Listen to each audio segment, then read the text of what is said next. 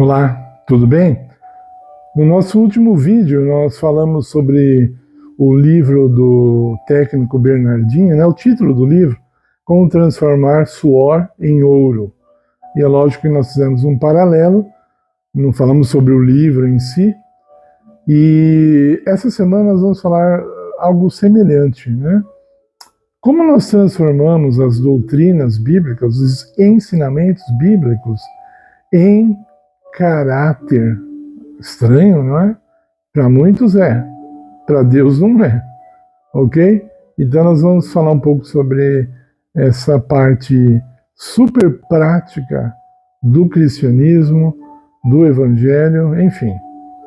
Então, muitos se enganam crendo que apenas a teoria bíblica, né? Você pode estudar e ser doutorado em teologia e ter um caráter deformado. Isso é muito possível e é bem comum, eu diria. Você pode ser um PhD em teologia e ser uma pessoa arrogante. É comum para quem tem um título de PhD desprezar as pessoas que não têm cultura, que são, entre aspas, inferiores, né? Que a pessoa considera como inferiores, né? Então, esse é um dos exemplos, mas tem vários, né, dentro da mesma pessoa, né. Uma hora eu quero falar para vocês a respeito de um assunto que me ocorreu na mente agora, né. Há pessoas que perguntam assim, mas Deus deixaria uma pessoa fora do seu reino por causa de um pecado apenas, né? Então, eu poderia responder de duas formas, vou usar só uma resposta. Tiago, o apóstolo, diz que quem transgride um mandamento de Deus, transgride todos, né? Então, são todos tão bem ajustados e conectados que não tem como você quebrar um só, né? Eu costumo dizer assim, né? Falando como tiozinho, né? A moda antiga, você pegar um rádio que funciona com 10 pilhas, né? Vamos supor, simbolicamente, os 10 mandamentos. O rádio funciona com 10 pilhas. Você tira uma pilha, fala, não, mas tem 9. O rádio não vai funcionar por causa de uma pilha. Não vai. Ou se você vai ligar do celular para alguém e você erra um número só um número está errado. O último, você errou. A pessoa vai atender a pessoa certa? Vai atender? Não. Vai cair num número errado, mas aí você diz, mas eu errei só um número, gente, que exagero. Pois é, mas deu errado, né? Ok? Uma hora nós vamos falar sobre isso aí. Então, nós recebemos os ensinamentos bíblicos para serem aplicados na vida e não ao contrário, tá? Imaginem assim, você tem a Bíblia, imagine um quadro branco assim, desenhado ali a Bíblia, e uma seta apontando assim, vida, né? A vida em geral. E você tem uma outra assim, vida em geral apontando para a Bíblia. Não. A Bíblia foi nos dada como uma regra de vida, para nos ensinar como viver em todos os momentos, não em momentos religiosos, apenas, ou exclusivamente. Não. Como eu sempre defendo aqui, a Bíblia não é um livro religioso. Mas, vamos para a parte principal. Nós seremos julgados pelo nosso caráter. Tá? Nós não seremos julgados pelo nosso conhecimento, nós não seremos julgados pela nossa beleza física, pela nossa conta bancária, por quanto nós trabalhamos para Deus, etc. Nós seremos julgados pelo nosso caráter, tá? Então, a Bíblia nos lança esse desafio, Cristo especialmente, né? Cristo é a Bíblia em carne e osso, então ele nos lança esse desafio de vivermos o Evangelho. O apóstolo Paulo fala assim, nós somos cartas vivas.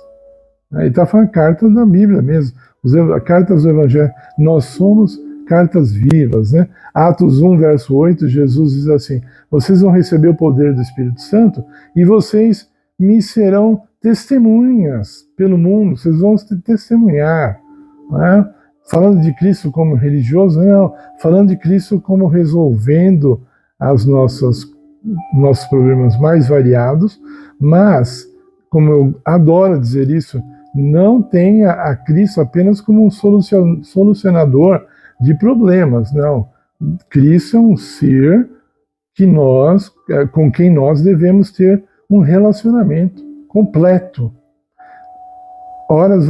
Em alguns momentos vamos chorar com Ele, alguns momentos vamos sorrir com Ele, vamos festejar com Ele, vamos ficar em luto com Ele, sabe? É um relacionamento que nós temos. Deve ser o melhor de todos, porque Ele é Deus e merece o nosso melhor, e nós estamos ali como adoradores e criaturas do Senhor.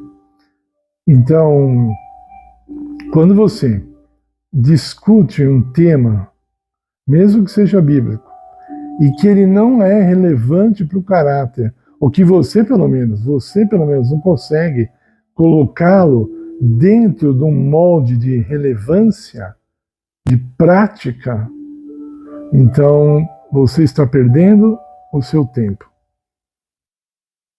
Muitos anos atrás, um homem que veio discutir comigo sobre os 144.000 do Apocalipse. E na igreja dele, eles acreditam que seja um número literal.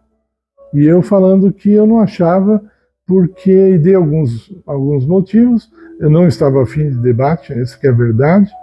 E aí ele pegou, e a esposa dele chegou, ele começou a falar comigo algumas coisas.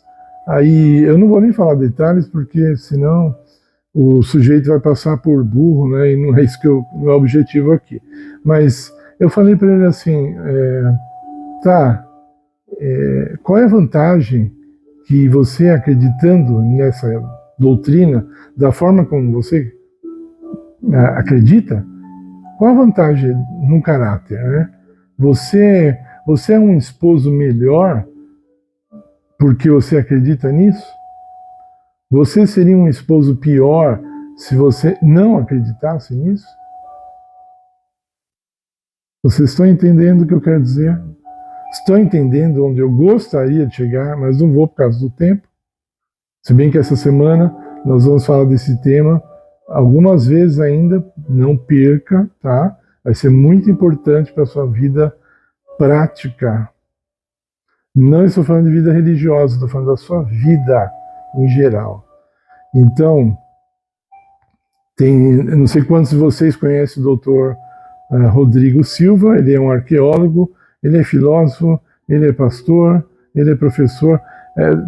É mais fácil falar o que ele não é do que ele é, de tão pesado o currículo do homem. Mas aí, quando as pessoas têm, o privilégio de fazer uma pergunta para ele, que eu gostaria de fazer várias, quando a pessoa tem o privilégio de fazer uma pergunta para ele, elas fazem perguntas 100% teóricas. Teóricas. Como se a vida delas, o caráter não precisasse de nenhum reparo, de nada. Tá muito bem, está tudo muito bem, né? Então fazem perguntas teóricas, né? Outro dia perguntaram para ele, escuta, eu ouvi dizer que foram achadas as rodas das carruagens do faraó do Egito, né? Que eram tipo umas bigas, né? Foram achadas lá no fundo do Mar Vermelho. É verdade? Aí ele falou que não, explicou. Então, eu fico pensando, o que leva uma pessoa a querer saber de um assunto tão teórico? Não muda a vida. Olha, a palavra de Deus diz que o que muda a nossa vida é o amor de Cristo. Aí sim, exclusivamente. Você pode fazer o que for. Você pode fazer uma igreja que é musical, que é moderninha, blá, blá, blá, né? Ou você pode fazer uma igreja super santa, né? Todo mundo nem pisca, porque talvez seja pecado piscar muitas vezes. Nenhuma dessas duas igrejas vai levar você para mais próximo de Deus. O que que leva? Cristo. A comunhão com Cristo. Se o amor de Cristo não toca no teu coração, o teu caráter não vai ser transformado. As perguntas teóricas que você quer fazer, sabe, recentemente o vídeo mais assistido do meu canal foi: o dilúvio foi literal ou simbólico? Olha o que as pessoas estão atrás. O título foi para chamar a atenção mesmo. Eu não vou perder meu tempo mais com isso. Foi literal, a Bíblia é clara, isso aí deveria gastar 5 minutos para a pessoa entender, e se ela aceitar, ótimo, e se não aceitar, depois conversa com Deus e vê porque está duvidando da palavra e do poder de Deus. Né? Não é ficando com ela 5 horas que vai mudar as coisas. Está entendendo? É o amor de Cristo. Ele transforma.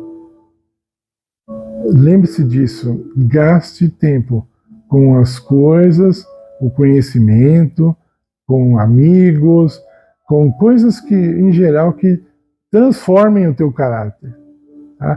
Que façam que o teu caráter fique cada vez mais semelhantes ao de Jesus. Aliás, aqui eu estou respondendo uma outra pergunta. Qual é a igreja verdadeira? Qual é a religião verdadeira? Igreja e religião não é a mesma coisa, tá? São duas coisas diferentes, parecidas, mas diferentes, tá? Então, de qualquer forma, a igreja verdadeira ou a religião verdadeira é aquela que te dá possibilidades de desenvolver o caráter cristão de maneira plena. Por favor, deixe seu like em nosso vídeo, compartilhe com 1 milhão de pessoas, se você puder.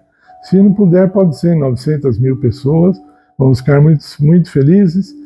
Se inscreva no canal se você ainda não é inscrito. Não perca os vídeos dessa semana. Vamos falar mais desse assunto. São assuntos tão simples, mas talvez eles possam dar um novo direcionamento à tua caminhada com Cristo. Que Deus te abençoe em nome de Jesus. Amém.